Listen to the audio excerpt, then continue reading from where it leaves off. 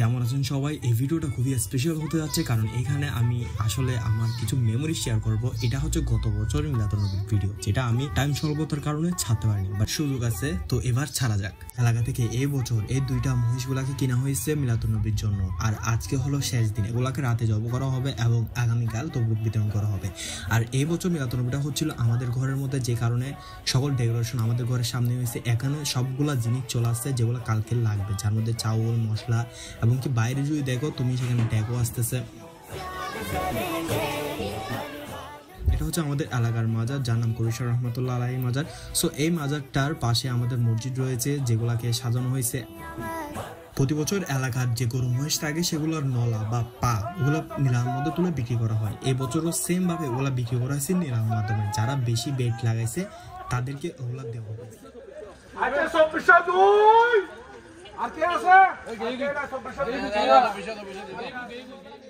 সকালে উঠে দেখি এখানে গরু জবাই করা শেষ এবং ওগুলা রান্নার জন্য প্রস্তুত করা হয়েছে। আমি চলে গেলাম জুলুসের মধ্যে, জুলুসে অংশগ্রহণ করতে। আর ওখানে অনেক পরিমাণ মানুষ, অনেক পরিমাণ।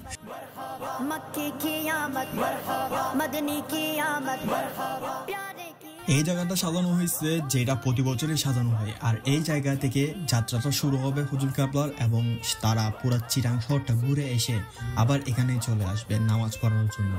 তো সাথে মানুষের ঢল নামতেছিল। তো আমি এবার জুলুসে না গিয়ে সরাসরি মাঠে চলে গেলাম নামাজের জন্য। জুলুসে থেকে জেলে আমি এই মাঠের মধ্যে নামাজ পড়তে পারতাম না, কারণ এখানে এত পরিমাণে ভিড় হয়, তুমি দেখে বুঝতে পারতেছো। এখন বাজতেছে মাত্র সকাল 10টা, আর এত পরিমাণ মানুষ এসে এখানে বসে থাকছে কিন্তু দুপুরের নামাজটা পড়ার জন্য।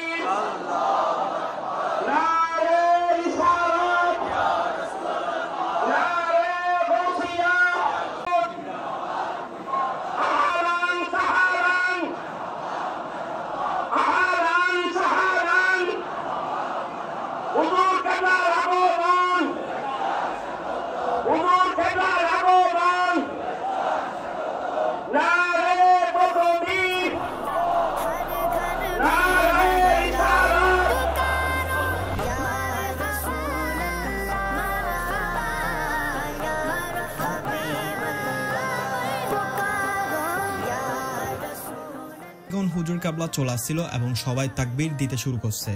নামাজ শেষে আমি বেরিয়ে পড়লাম ঘরের জন্য। বাট এখানে একটা সমস্যা কি জানো, বাইরে হওয়ার সময় এত পরিমাণ মানুষ একসাথে যাওয়া শুরু করে যেখানে হাঁটাটাই মুশকিল হয়ে যায়। আমি রেকমেন্ড করব যারা বাচ্চা বা মহিলা নিয়ে যেতে চান তারা ওই দিন যায় না, তারপরে অথবা তার আগের দিন চলে যায়, তাতে বেটার থাকে। এই ভিডিওর শুট হচ্ছিল, আমি জানতাম না, হয়তোবা এখানে ভিড়ের মধ্যে টিপ পরে এটা চালু হয়ে গেছিল। বাট এখানে তুমি দেখতে পারবা কি পরিমাণ স্ট্রাগল করতেছে মানুষরা এখান থেকে যাওয়ার জন্য। সো এটা থেকে বুঝতে পারতেছো যে আসলে এখানে কি পরিমাণে মানুষ হয়ে থাকে। এখানে হাঁটাটাই অনেকটাই কষ্টকর। সো আমি একটা ফেস ক্যাম ভিডিও নেওয়া শুরু করছি, যেখানের মধ্যে তুমি দেখছো কি পরিমাণ মানুষ আছে। এখানে লিটারালি কোনো দাঁড়ানোর সুযোগ নাই। তুমি যদি দাঁড়াইও থাকো তোমাকে অটোমেটিকলি তারা সামনে টেলে নিয়েই চলে যাবে। এত বেশি মানুষ, এত বেশি ভিড়, এখানে তোমার নাড়াচাড়া করার মতো সুযোগ তুমি পাবা না এই জায়গার মধ্যে। সো আমি সাজেস্ট করবো যারা যাইতে চান তারা হয়তোবা আগে চলে যাবেন, নয়তোবা পরে যাবেন, কারণ ওই সময় যাইলে মানুষের ভিড় এত থাকে যে আপনাদের জন্য অনেক বেশি কষ্ট হয়ে যাবে। আর সাথে আমি আপনাদেরকে বলবো যে যারা বাচ্চা বা বুড়া নিয়ে যান তারা তো ওই দিন যাইনে না, তারা যাওয়ার কোনো দরকার নেই, তারপরে যাবেন নয়তো আগে যাবেন।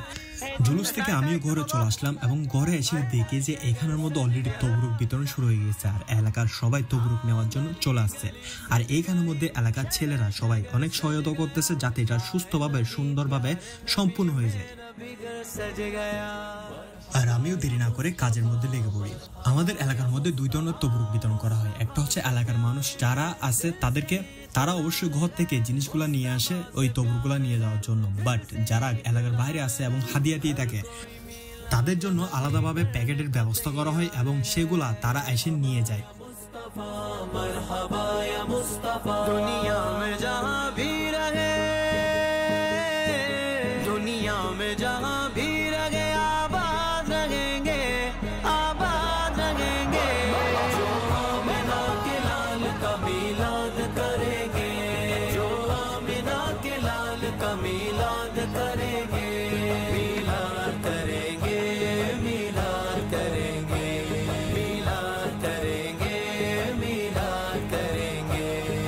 झंडे लगाओ घर को सजाओ, झंडे लगाओ घर को सजाओ,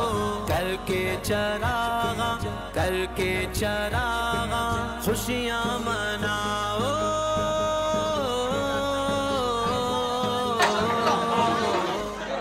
তবরুক বিতরণ শেষ হইতে অলমোস্ট মাগরিবের শেষ হয়ে গিয়েছিল। আর আপনাদের কেমন লাগছে অবশ্যই ভিডিওটা কমেন্ট করে জানাবেন।